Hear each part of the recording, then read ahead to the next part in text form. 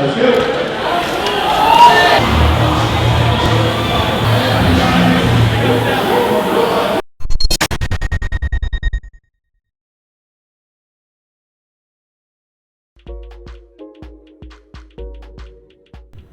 Hey, I'm Shawn Rider. I'm the owner of Shenandoah CrossFit in Winchester, Virginia. Shawn, what led you to CrossFit?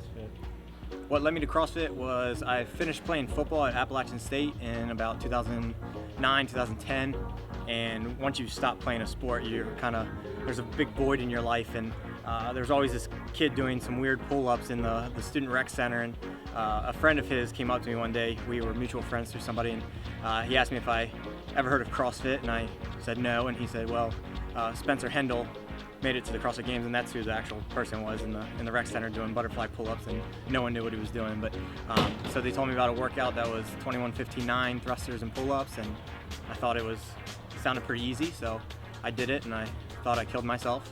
It took me about 10 minutes to sit there and start breathing. So again, I was hooked after that. I've attended about 5 SuperFits.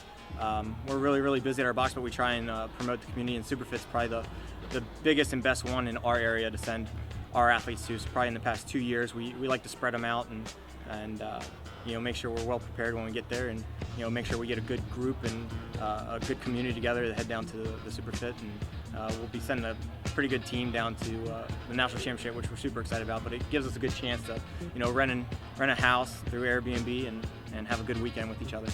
3, 2, 1, go!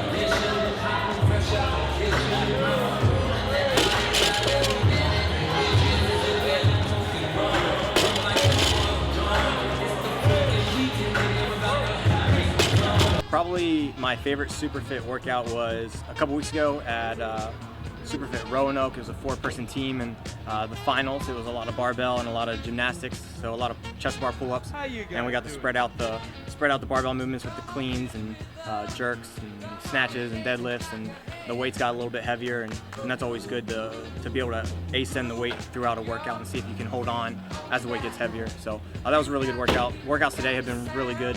They're really safe, which is what we look for when we're sending our athletes to a competition. We don't want to go to a competition where the people programming it try and outdo the CrossFit Games and throw in a bunch of unsafe movement. So today's been really good. It's been super safe, high atmosphere, a lot of athletes. What's your ideal SuperFit workout? If you could program one for just you. My ideal SuperFit workout would probably start off with a 500 meter to 1,000 row buy-in, and then a lot of 185 clean jerks. Maybe throw in a gymnastics movement at the end, but I like to see people's heart rates get up and then see if they can move a barbell after that. What drives you to compete? Again, after being an athlete since basically 5 years old, and then starting football in the 4th grade, and being a football player for 13 years, again, when you have that void, it doesn't really go away. So whether you're competing at the highest level or just going to a local competition, you have that itch, and you need to scratch it somehow. So that's kind of what pushes you to sign up for the competitions. Awesome. What are your training goals over the next 12 months? Training goals are just get back to having fun. You're seeing a lot of that, especially coming from games athletes. CrossFit was still not that well known, but there's 13,000 boxes now across the world, so there was a big influx of people wanting to compete hard and train hard, and there's still a lot of people that do that, but they're now recognizing that in order to last more than 4 years competing hard in CrossFit, again, whether it's local competitions or games or regionals, whatever it is, you have to recover and you have to mobilize, and so this year, sitting down with my coaches and some of our higher level athletes is make sure we recover and make sure we get back to having fun, because everyone gets on these online blogs and they start following all these different training programs, and they lose the camaraderie and they lose the community with the rest of their box, and especially being the owner, we don't want to do that, and I think everyone started to get to that point, so now we're pulling it back a second, and just always getting stronger and then working on the skills and make sure we recover well. So there might be 3 big things, but we're trying to do a good job at that. Very cool. And what are your interests outside of CrossFit? Interests outside of CrossFit now, newly married in June, the end of June, so me and my wife pretty much got married, and then we started building our dream house, so that's been quite the process, and we move in a couple weeks. So now it's my things that I do outside of CrossFit now are just getting away from the box and getting away from town and taking small trips with my wife and going and seeing my family in Pennsylvania, and again just taking little trips with smaller groups of people, and taking hikes and sitting at the top of a mountain with our golden doodle Oliver, and just getting away from the hustle and bustle of everyday life is kind of what we do. Does your wife do CrossFit? My wife does do CrossFit. She started to focus a little bit more on weightlifting, and she qualified for the American Open last year, and then she qualified for nationals.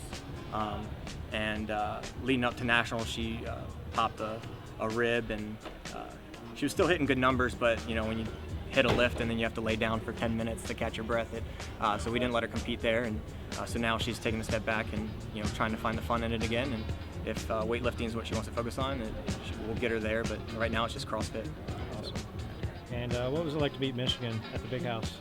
What was it like to beat Michigan? It was exhilarating.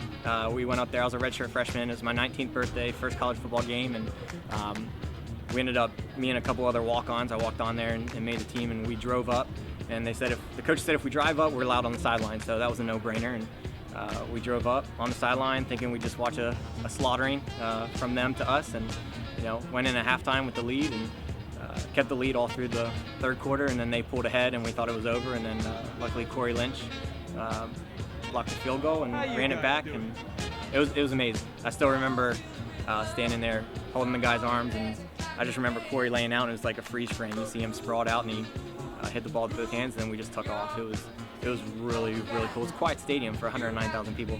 All right. Thank you. Thanks, man.